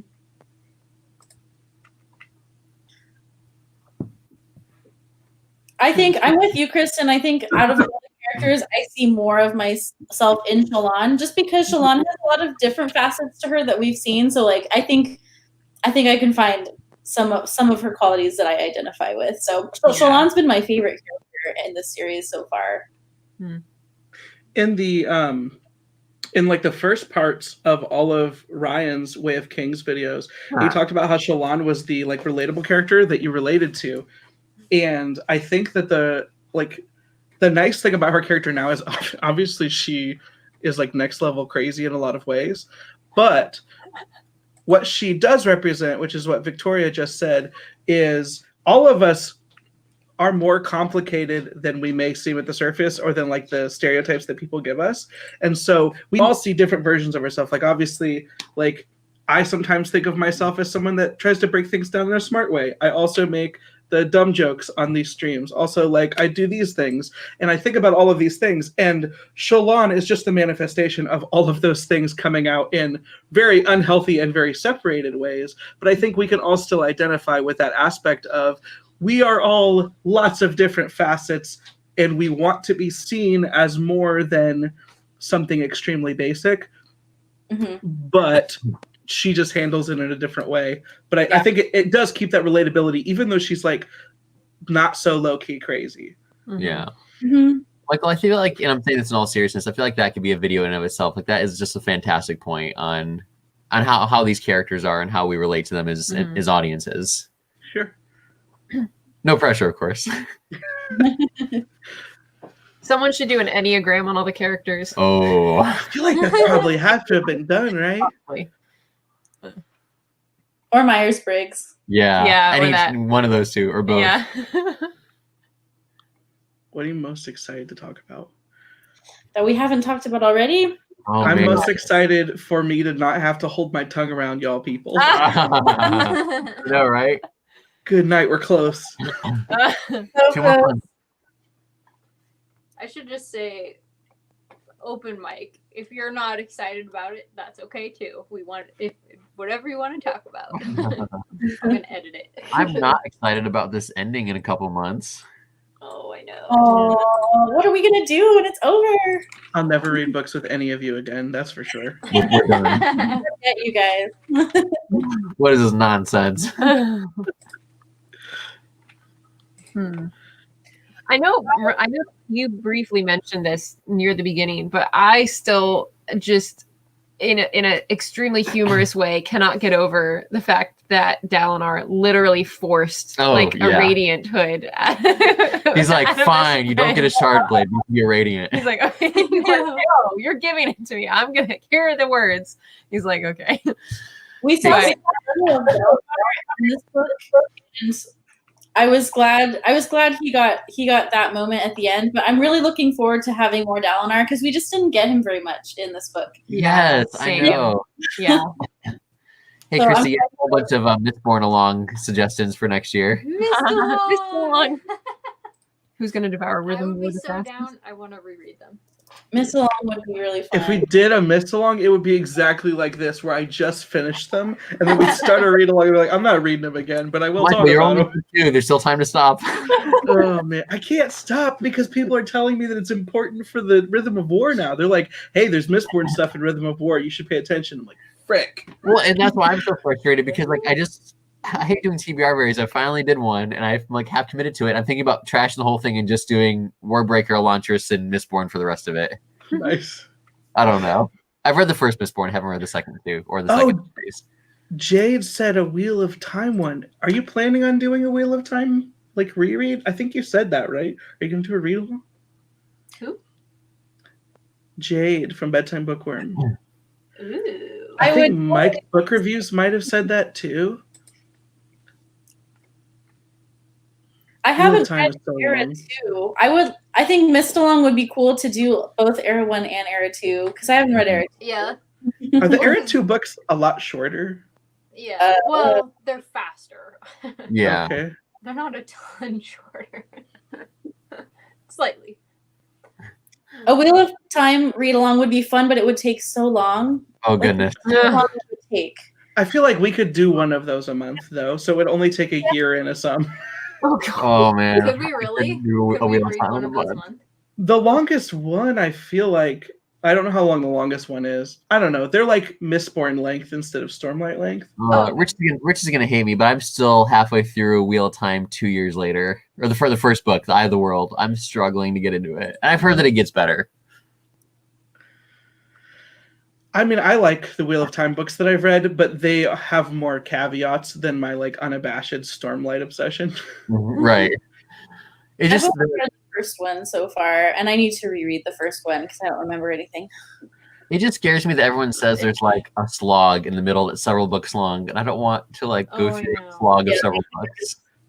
If I ever read Malazan, it's gonna have to be with people because I don't think I could do it. I'll do it with you, myself. Michael. Let me know when. Okay. Not this year though. Screw that, dude. There's no way. Yeah. Malazan is a series that scares me a little bit. Isn't Alan from Library of Alexandria, isn't he reading it or has read some of it? I feel like he's knowledgeable about it. Sounds familiar. Wheel of Time? Oh no, sorry, Malazan. Oh, Malazan? Oh, interesting. Yeah, Dry's comment is exactly my thing. I think I'm too dumb to understand Malazan by myself. Malazan along 2022. Isn't it actually pronounced Malazan? That sounds so bad. It sounds like my dad trying to pronounce a fantasy word wrong. Malazan? Yeah, I don't like Malazan either. I say Malazan even if it's wrong. Yep. Malazan makes me think of molasses. Yes, Leah. Elliot's comments. Oh no. Elliot's comment is true. That happened. Wait, which author are we talking about now? The author of Malazan. Oh, I thought he was dead. Now he's really gonna throw a hippie fit. Molasses. Yeah, I'm sure he cares what we have to say.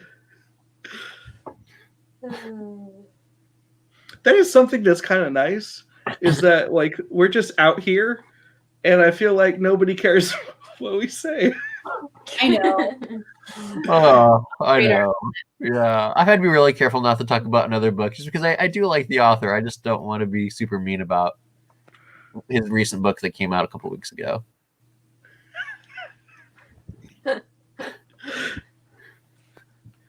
I'll let you guys. So, who is starting Oathbringer tomorrow?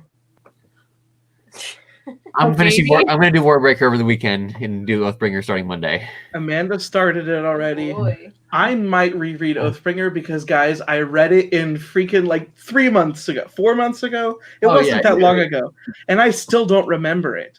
Like, there is too much in a 55-hour audiobook's worth of book. Like, I think I might try to reread Oathbringer. I don't know how the heck I'm going to fit that in. But, like, oh, yeah, Rich started early. I think Ramsey also started early. Yeah, Nice. he's like done already, isn't he? Edge Dancer, I read in a day. That's a super fast read. Oh, yeah, super quick. It's only like, what, 90 pages, something like that, 110?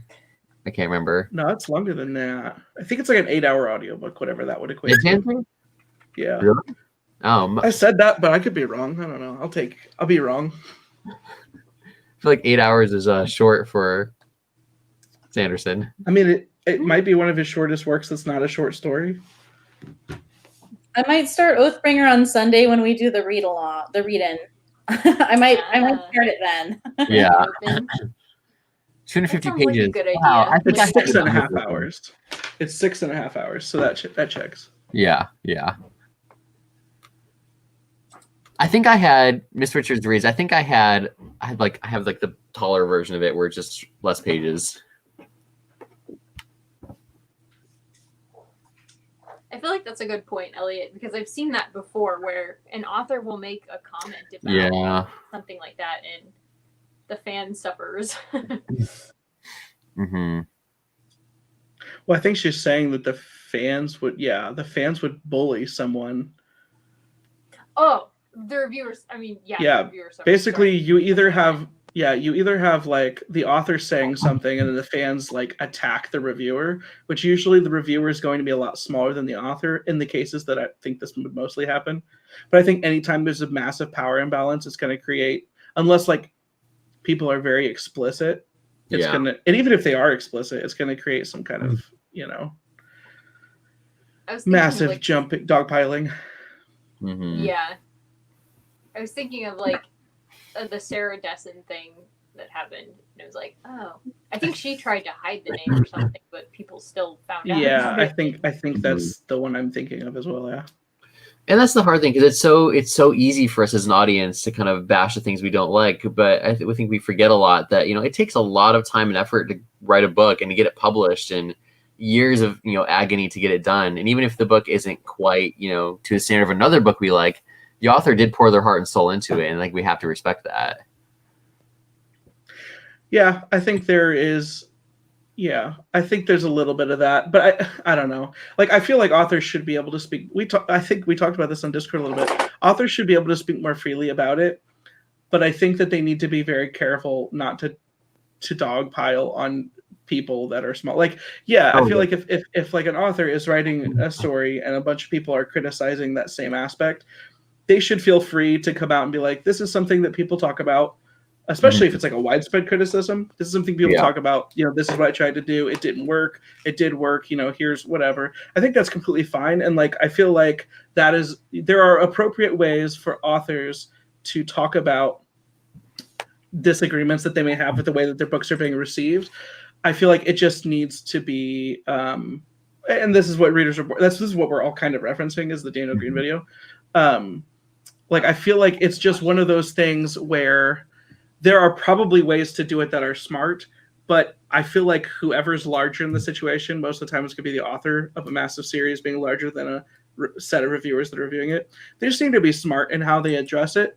Or if it's not worth addressing, don't address it. Like, there's ways to throw a hissy fit and have it go bad, or there's ways to try to address it in a right way. Because I don't think the author should have to be forced to be silent either. Sure. But, yeah. Yeah. I'm sure it's an issue of pick your battles too. Is this really worth arguing, fighting over?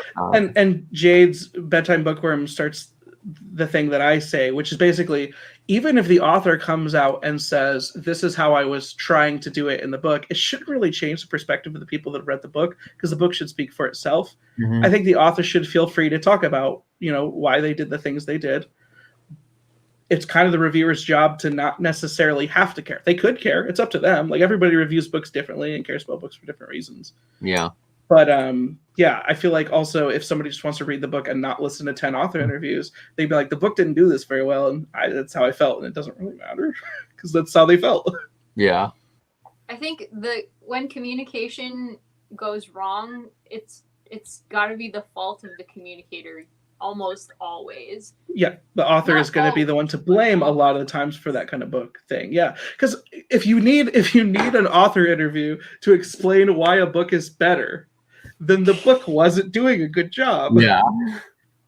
Well, and how many people are going to seek out an author interview like us, because we're book nerds, but like normal people are not. Absolutely. So they're just going to take the book as they interpret it anyways. So that's something I've been trying to talk about like a little bit on my channel recently, is like the idea that like the people that are sitting here on BookTube and reading like 100 books a year and are engaging in book dialogue all the time are not, like, most of the time, especially for popular books, we don't make up the majority of the readers. The majority of the readers are like regular people who don't read 100 books a year. They don't care about all this extra stuff. They're just picking up the book, especially if it's like something that got adapted, whatever the frick. Like, they don't care if 100 articles have been written about this and this is all in its separate zone. Like, we are the minority, even though we're the passionate, crazy people. And I think that's an interesting thing to take into account when you're looking at the greater reception of books. Mm-hmm. Exactly. That's a really good point, and we forget that a lot of times, that we are in the minority, because we're in almost a bubble on BookTube a lot of times. And we see so many people that are just as passionate as we are, is like-minded, maybe not in our opinions, but in our passion for what we talk about. So Michael, we forget that there is a huge world out there, people who just read casually for fun, that have completely different thoughts on it. That Rich quote is like one of my favorites. He shared that when we were discussing this in the Discord today, which is the sculptor had pointed out that all of the art and all of the virtue in this statue lay in that very ambiguity. Like, the art is in like a book can be uncovering those things and finding out the subtlety and digging through the themes. Like, that is part of the book experience. You shouldn't have to get that from some external source. If you do have to get it from the external source, the author didn't do a good job explaining it, or maybe it's just not for you, because that's totally cool too. Like, I don't want to get all on a high horse and be like, hey, you have to be able to interpret the book right or you suck. Because, like, whatever. Freaking people want to read what they want to read, and that's cool. This is a hobby. Mm-hmm. Absolutely. As a reader, I always try and figure out what the author is trying to say. So I come at it with that attitude, but as an author, I also recognize people are going to think what they're going to think. And not that I'm an author yet, but as somebody who would like to be an author, you kind of have to let go of it and see what people think and see what you can do better next time. Because you're always, pretty much everything that you put out, there's going to be problems with it, and you just have to try and do better next time and not get defensive if things go wrong. It's like this for any creative endeavor, really. It's, analyzing everything that you do and see what can I do better. And I love the analogy of football. My favorite football team, they said, instead of trying to say, okay, this year we're going to go from losing everything to winning the Super Bowl, it's like, no, every day we're going to try to get 1% better and 1% better and 1% better, and seeing what can I do better? Just being really, maybe not hard on yourself, but being as objective as you can in a subjective art world. And I know, like, for me, like on my YouTube videos, what I try to do, instead of saying, okay, tomorrow I want 1 million subscribers, that's not going to happen.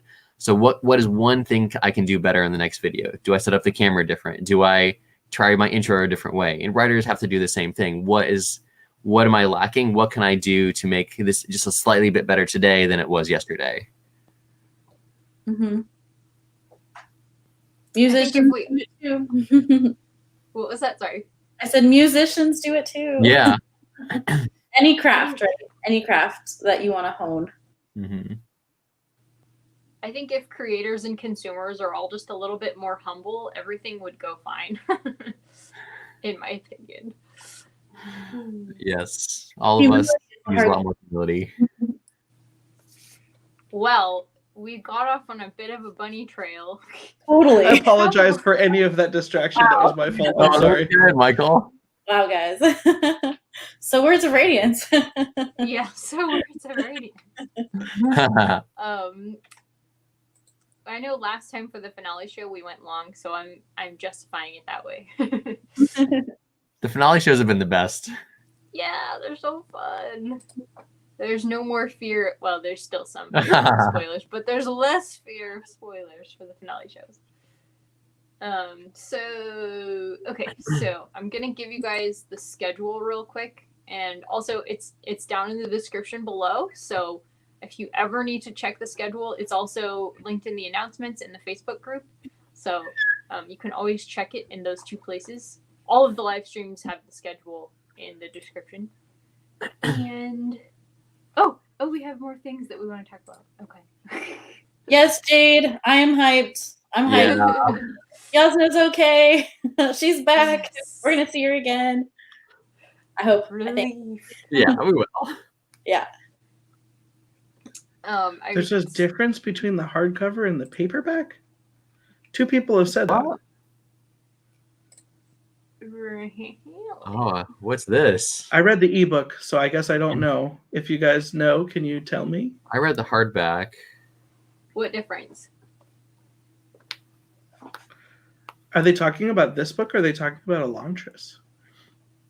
Oh. I don't know. The stinking lag is going to kill us. We're I lost. know, right? Yeah, the ebook gets updates. A lot of the like typos that I saw in the physical Way of Kings were fixed in my ebook. Interesting. In the hardcover, Kaladin kills Zeth. Oh wait, I think that's serious. In the paperback, the storm kills Zeth. Oh, really? Wait, what? Interesting. It's the storm somebody killing mentioned Zeth that versus the. Earlier. What? Did you guys all read hardcover? I read the ebook and now I don't remember what happened. I thought Kaladin did it, but Yeah, I may be wrong. Kaladin killed Zeth in the hardcover. And I was listening to it.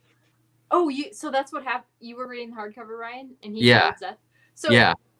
I was listening to the audiobook, and somebody mentioned earlier that he went for the backbone or something. There's like a quote about him going for the backbone.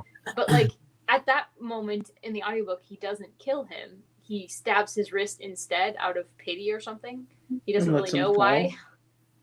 And then he just falls. That's a weird and significant change. And the hardcover totally like severs a spine, I think. That's like a Han shot first kind of thing. Yeah, that's huge. Wow, that's crazy. The only reason that I could think that would happen would have to be something related to his magic system being able to like heal certain injuries versus not certain injuries, and he kind of changed it. Yeah. Interesting. So I guess with this new update, then Kaladin really doesn't know for sure if he killed Zeth or not. Then I guess he has to assume he probably did, but there's no, proof. My mind does tell Downer. What? Sorry. My mind is blown. That's all I said. Yeah. Yeah, my mind is blown. I didn't know this about at all. That's awesome. What just happened? Yes. Brandon said he felt that Kaladin killing Zeth after he surrendered didn't feel right. Yeah, I could see that. I mean, it checks for his character, I guess. Yeah. He didn't I can see that. Did he surrender? I don't remember that. I don't remember that either. I was reading that bit so fast, though. Kinda, yeah. Dang, now I wish I would have reread it. Okay, now I should really let you guys go. So sorry.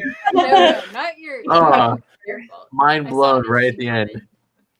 Okay, so our next live stream will be October 15th, and that will be through chapter 30 of Oathbringer. So we have a while, and then we will have a long break again, like we did this time in November. I think we skipped an extra week in November. So Yeah, just so you guys know. And it is, again, linked in the description. And thank you all so much for coming and hanging out. This was a really wonderful chat. I really enjoyed it. Great discussions. Thank you. Yes. Thank you all so So much. many great Comments were fantastic. Thank you, everybody. Glad I could blow all your minds. Yes, thank you. Definitely man. did. Alrighty, we're gonna let you guys go and have a great night, and we will talk to you soon. See you guys in a couple weeks. Bye.